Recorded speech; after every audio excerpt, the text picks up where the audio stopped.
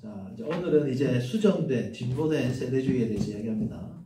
자, 수정 세대주의는 뭐냐? 오늘날 거의 대부분 이제 제가 너무 좋아하는 게 달라스 신학교거든요. 그래서 제가 달라스 신학교를 갈까, 서던 베프티스트를 갈까, 고든 코넬을 갈까, 웨스트민스터를 갈까 4개를 고민했는데 예전에 달라스하고 고든 코넬하고 웨스트민스터는 온라인으로 100% MDB가 안 됐습니다.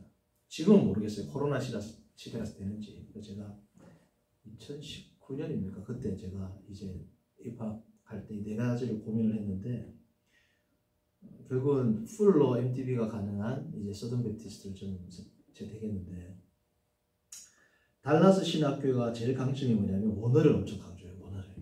그래서 이 달라스 신학교가 신학은 진보적 세대주의지만 저는 어차피 총신해서 언약신학을 했기 때문에 개혁주의를 했기 때문에 별 상관이 없고 제가 제일 좋아하는 헬라 신학자 중에서 다니엘 월러스라는 헬라 신학자가 있습니다. Greek Grammar Beyond the Basics 해가지고 지금도 그 헬라어 지금 이전에 나왔던 모든 헬라어 문법과 신텍스를 종합해가지고 나온 책인데 너무너무 탁월한 책이고 이제 그 책으로 수업도 하시고 하는데 엄청 탁월한 헬라어 신학 헬라어 학자죠 사실은. 그분의 수업이 듣고 싶어가지고 가려고 했지만 근데 그분의 수업을 제가 인터넷에서 사서 들을 수 있어요. 그래서 제가 지금도 듣고 있어요. 너무 좋은 분이 있고 그리고 이제 누가 신학 그러니까 복음서 중에서 누가행전에 엄청나게 이제 저명한 교수인 데럴박 있고 그리고 구약신학자로는 제가 볼 때 80살이 훨씬 넘으실 것 같아요. 노 교수인데 시가서 전공이고 특히 잠언에 대해서는 뭐 세계적으로 권위가 있는 그리고 시편도 마찬가지고 시편 잠언 그리고 뭐 욥기 하나까지인데 특히 시편 잠언으로는 엄청나게 탁월한 브루스 와이키 교수님이 되게 나이 많으세요. 이런 저명한 신학자들이 달라스 신학교에 포진되어 있습니다. 거기서 하는 게 이제 수정된 진보적 혹은 이 세대주의를 하는데 자 이들의 주장을 뭐 다 할 수는 없는데 축약적으로 말씀드리면 오늘 성경을 좀 많이 찾을 거예요. 제가 계속 강조하고 있는 게 뭡니까? 민족적 이스라엘과 영적 이스라엘 다시 말하면 이방인들과 혈통적 이스라엘은 전혀 다른 섭리로 하나님께서 섭리하시고 성취도 마찬가지라는 겁니다. 그래서 우리가 잘 아는 로마서 11장 26절 로마서 9장부터 사도 바울이 이스라엘의 구원 혈통적 이스라엘의 구원에 대한 문제에 대해서 이야기를 하죠. 그래서 로마서 11장 26절을 어떻게 보느냐에 따라서 많은 교단들이 나누어지는 겁니다. 로마서 11장 26절을. 그래서 우리 개혁주의 같은 경우에는 11장 26절을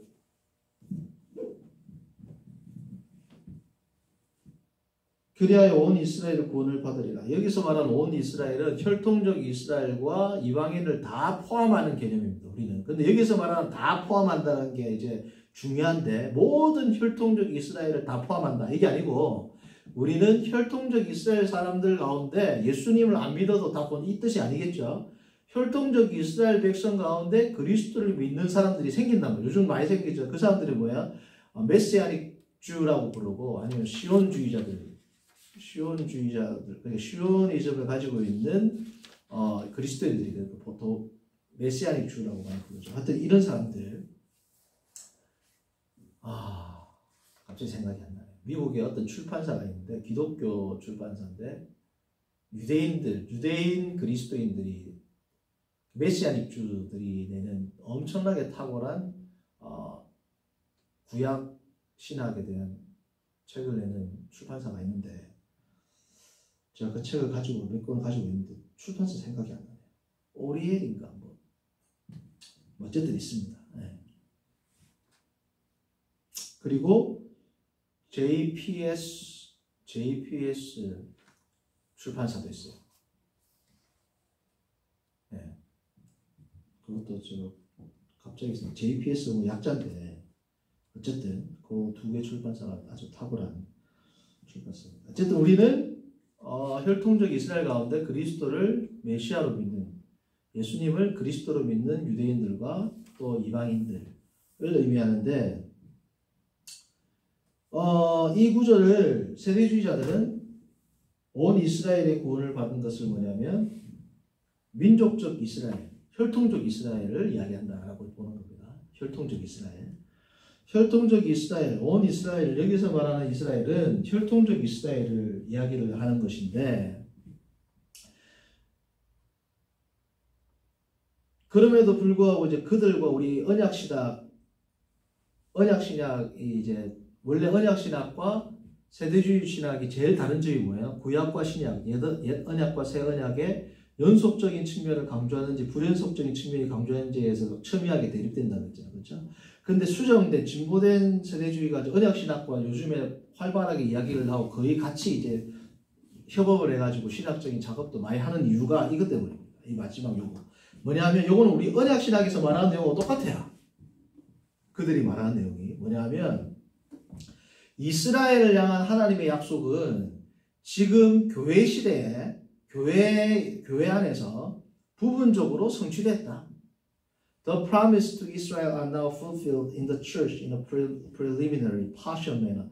그러니까 선제적으로, 부분적으로 교회 안에서 이스라엘을 향한 하나님의 섭리가 이제 성취되고 회복이 되었고, 이제 완전한 성취는 언제 가능하냐? 예수님의 재림과 더불어 가능하다. 이거 우리도 지금 똑같은 말을 하거든요.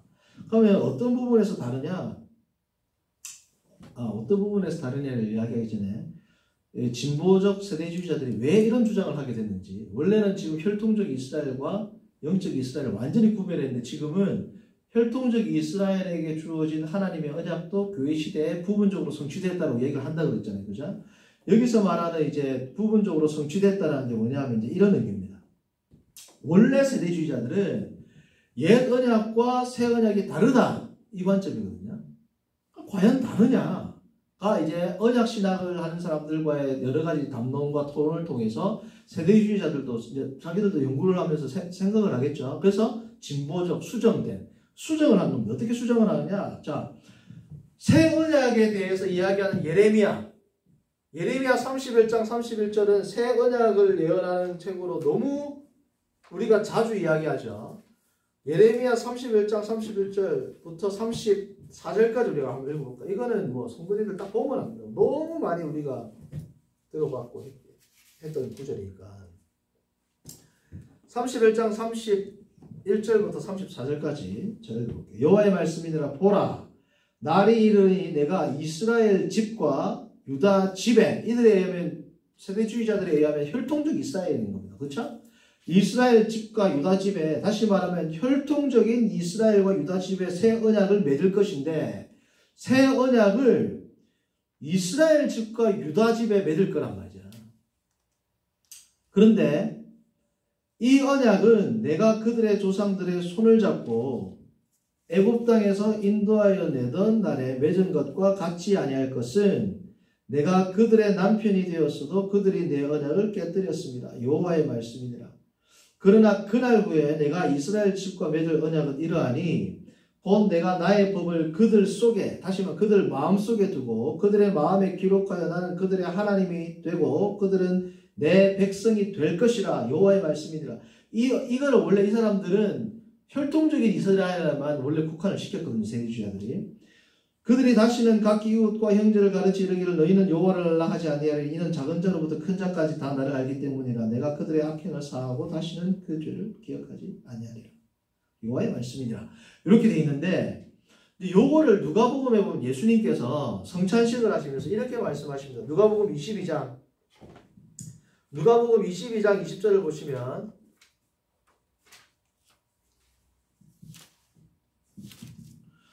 저녁 먹은 후에 잔도 그와 같이 이르시되 이 잔은 내 피로 세우는 뭐라고? 새 언약이니 곧 너희를 위하여 붓는 것이라. 그 유대인들이라고, 즉 예수님은 지금 여기서 말하는 너희는 사도들이죠. 사도들.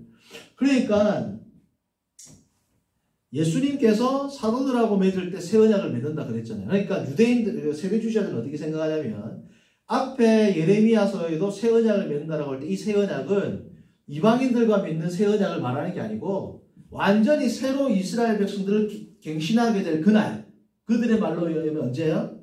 천년왕국 때. 그리고 여기서 말하는 예수님의 새 언약도 결국은 유대인들한테 이야기하는 거잖아요. 12사도들이니까.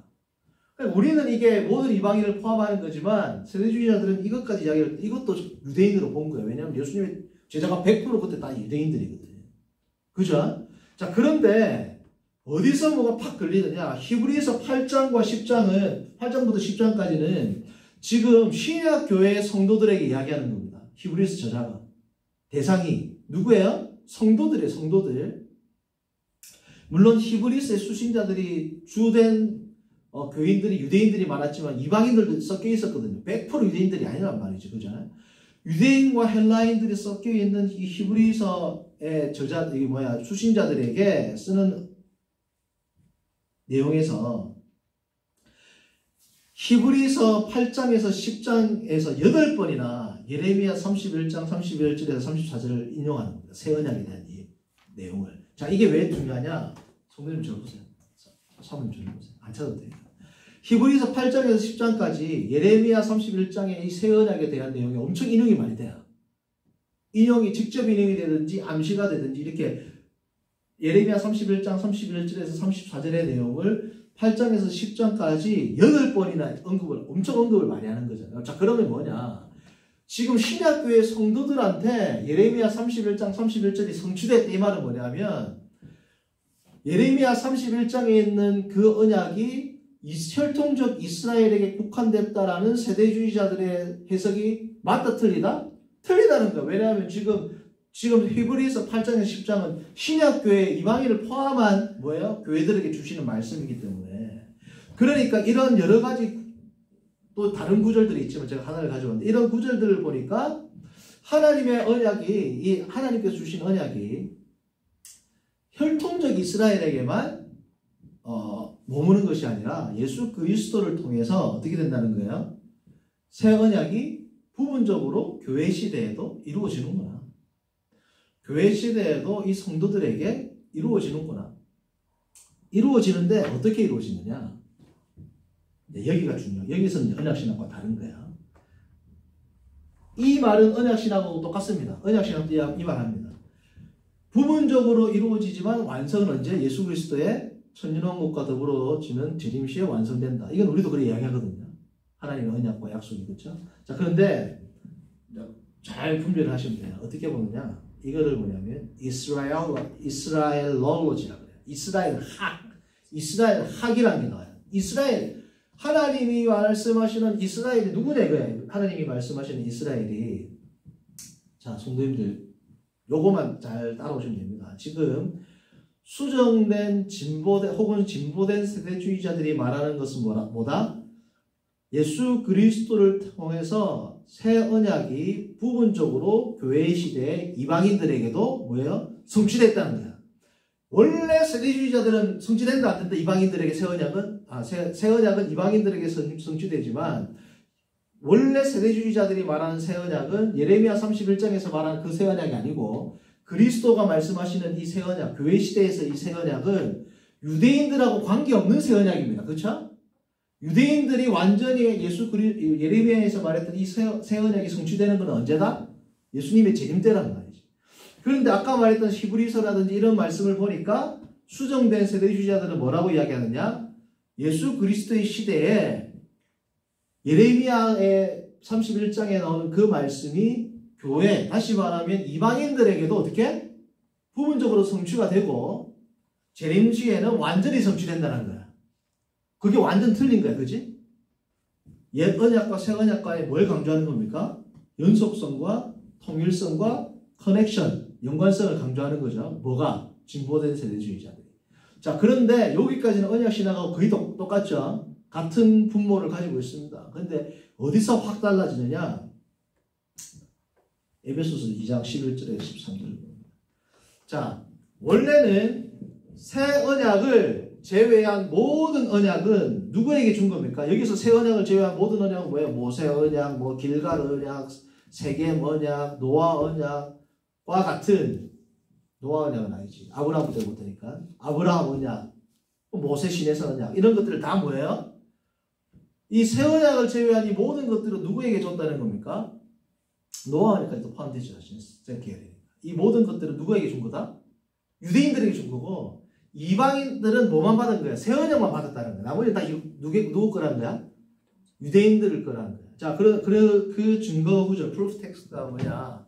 그 증거 구절로 프루프 텍스트로 보는 게 에베소서 2장 11절에서 13절이에요.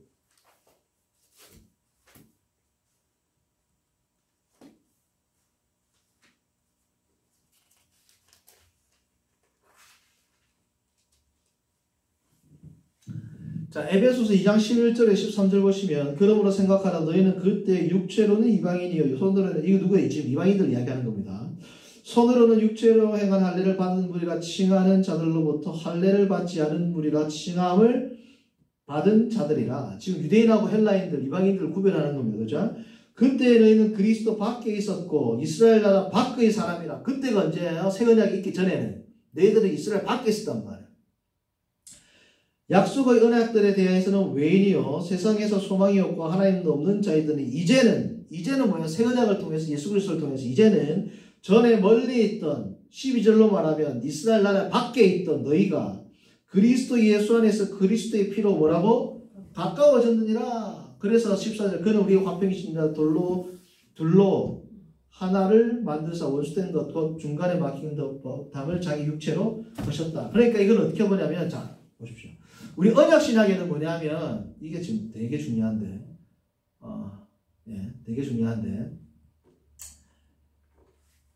새 언약은 그리스도를 믿는 믿음으로 말미암아 약속의 언약에 참여할 수 있는 권한을 가진다. 이제 이게 진보적 세대주의자들의 의견이거든요. 자, 무슨 뜻이냐? 우리 언약 신학은 이스라엘 구약 시대에는 하나님이 이스라엘 백성을 부르셨다. 그렇죠? 하나님의 백성으로.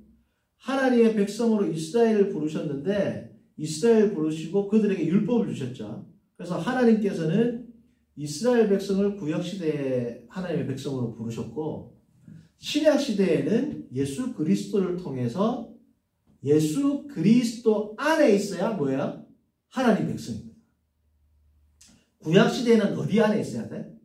아브라함의 자손 안에 있어야 돼요. 이 아브라함의 자손 안이 다른 말로 하면 혈통적 이스라엘이에요. 혈통적 이스라엘 밖에 있는 사람은 구원을 못 받습니다. 자기가 여호와 하나님을 믿는 신앙을 가지면 다 어디로 들어와야 돼? 유대인 안으로 들어와야 돼. 유대인 안으로. 토라를 지키고 하나님의 율법을 지켜가지고 유대인 속으로 들어와야지 누구라 불러? 하나님의 백성이라 불렀어요. 그러니까 구약시대에는 혈통적 이스라엘, 아브라함의 자손의 혈통적인 이스라엘 안에 들어와야 구원을 받았고 신약시대는 누구 안에 들어와야 돼요? 예수 그리스도 안으로 들어와야 됩니다. 그래서 우리 언약신앙의 관점은 뭐냐면 신약시대에는 예수님이 구약시대의 제사를 대체했죠. 더 이상 구약시대 예배를 안 드립니다. 그러니까 하나님의 백성이 되는 조건은 뭡니까? 구약의 혈통적인 이스라엘이라 할지라도 예수 그리스도가 온 이후로는 혈통적 이스라엘이 예를 들어서 예수님이 오시기 전에는 유대인 백성이면 그게 구원받는 가장 기본적인 요건이었는데 신약에는 뭐라고 이게? 혈통적 이스라엘에 들어가는 게 의미가 있어요? 없어요? 옛날에 옛 제사는 이제 대체됐단 말이에요. 예수 그리스도로 말미암아 폐지되고 예수 그리스도가 새로운 성전, 새로운 예배, 하나님의 새로운 백성이란 말이에요. 그러니까 그리스도 안에 들어와야지 혈통적 이스라엘이든 이방이든 뭐가 돼? 영적인 이스라엘 백성이 되는 겁니다. 이게 언약신학이에요. 그렇죠? 수정된 세대주의자들의 입장은 뭐냐면 혈통적 이스라엘은 하나님의 자손으로 있습니다. 그렇죠? 하나님의 자손으로. 근데 이 혈통적 이스라엘 자손들도 예수 그리스도를 신약시대에 믿어야 돼요. 그렇죠? 예수 그리스도를 믿으면 이 사람들은 예수 그리스도를 통하여 하나님의 백성이 되지만 여전히 혈통적 이스라엘로서의 뭐가 있다? 프라이어리티, 우선권이 있는 겁니다. 우선권. 그래서 사도 바울이 로마서를 보면 항상 복음은 첫째는 누구에게요? 유대인에게. 사도 바울도 그랬지 않느냐. 같은 복음에서 하나가 되지만 그 우선권은 누구한테 있다? 유대인한테 있다는 겁니다. 그러니까 그럼 이방인들에게 성취되는 하나님의 새 언약은 어떤 의미가 있느냐? 구약의 유대인들도 예수 그리스도를 믿어야 되고 신약의 이방인들도 예수 그리스도를 믿어야지 하나님의 백성이 된다. 이거는 언약시랑 똑같아요. 그런데 세대주의자, 수동된 세대주의자들은 어떻게 다르느냐? 예수 그리스도를 믿었을 때 이방인에게 주어지는 복과 유대인에게 주어지는 복이 쉽게 말씀드리면 퀄리티가 다르다는 거예요. 유대인들은 유대인으로서의 하나님의 복에 참여하고 이방인들은 이방인으로서의 하나님의 복에 참여한다. 그러므로 새 언약을 통해서 이방인들도 하나님의 백성이 되는 특권을 누리게 되었지만 새 언약을 제외한 모든 언약은 혈통적 이스라엘에 주어진 것이므로 이 새 언약을 받은 이방인 그리스도인들은 예수 그리스도를 통해서 하나님의 백성이 된다라는 말과 동시에 그들은 혈통적인 이스라엘 백성이 누리는 그 복에 참여하게 됐다 이렇게 얘기합니다. 그러니까 누가 더 뛰어난 복을 누려야? 혈통적 이스라엘이죠. 그러니까 혈통적 이스라엘 백성들에게 구약시대에도 보세요. 구원받으려면 어디로 들어가야 돼? 이스라엘 백성 들어가야 되죠. 신약시대도 똑같다는 거야. 신약시대에는 구약시대에는 혈통적 이스라엘로 들어갈 수 있는 방법은 뭐였습니까? 그들이 율법을 다 준수하고 유대인의 백성들이 에게 행하는 모든 규례의식을 행하고 정결의식을 행하고 들어가죠. 그러나 이 혈통적 이스라엘 안에 들어가는 이방인들이 혈통적 이스라엘 백성과 같은 지위와 같은 복을 누렸습니까? 못 누렸습니다. 성전에 들어갈 때도 이방인들이 다 따로 있었잖아요. 그러니까 이방인들과 유대인들은 같은 하나님의 백성이라도 구약시대에 차이가 있었어요? 없었어요? 있었죠. 신약시대도 마찬가지라는 거예요. 이스라엘 백성들은 예수 그리스도를 통해서 하나님의 백성이 되는 그들의 이 지위는 그대로 유지하는데 이방인들이 마치 예전에 율법을 통해서 들어온 것처럼 예수 그리스도를 통해서 들어오는 요거만 달라진 거지 그들이 혈통적 이스라엘 백성들이 누리는 특권과 그 복에는 참여할 수 있다 없다? 없다는 거예요. 그래서 혈통적 이스라엘의 백성들이 누리는 복에 참여한다라고 말할 때 이 참여한다는 의미는 뭐냐면 하나님의 백성이라는 그 범주 안에는 참여하지만 그들이 누리는 더 큰 특권과 그 복에는 참여할 수 있다 없다? 없다는 겁니다. 그러니까 어떤 이야기를 하게 되냐면 재림을 하게 되면 지난주에도 말씀드렸지만 혈통적 이스라엘 백성들만 시온산 예루살렘에 삽니다. 그래서 하나님을 찬송하고 천하를 다스려요. 이방인들은 어디 산다? 예루살렘 밖에 산다. 마치 이스라엘 백성들만 성전 안에 들어갔죠. 이방인들도 성전 안에 들어갔지만 어디에까지만 들어갔어요? 이방인의 뜰까지만 들어갔지 성소 안에까지도 못 들어갔습니다. 그러니까 이방인의 뜰을 지나야지 이제 번제단이 이방인의 뜰이 있잖아요. 이게 여기를 지나야지 이제 안에서 이스라엘의 뜰이 있고 지성소가 있잖아요. 그렇죠? 그러니까 이스라엘의 뜰에 이방인들이 못 들어온 것처럼 누구야 저기 영적인 이스라엘 사람들, 이스라엘 백성들도 이스라엘 백성들, 혈통적 이스라엘 백성들이 있는 그 복의 경계까지만 가지 안에는 들어갈 수 있다 없다? 없다는 겁니다. 이게 완전히 틀린 거예요. 여기가 달라지는 겁니다. 자, 그래서 그러면 언약 신학과 이 세대주의 신학자들이 어떠한 성경 구절을 가지고 이런 주장을 하는지 다음 시간에 우리가 살펴보도록 하겠습니다. 이상입니다.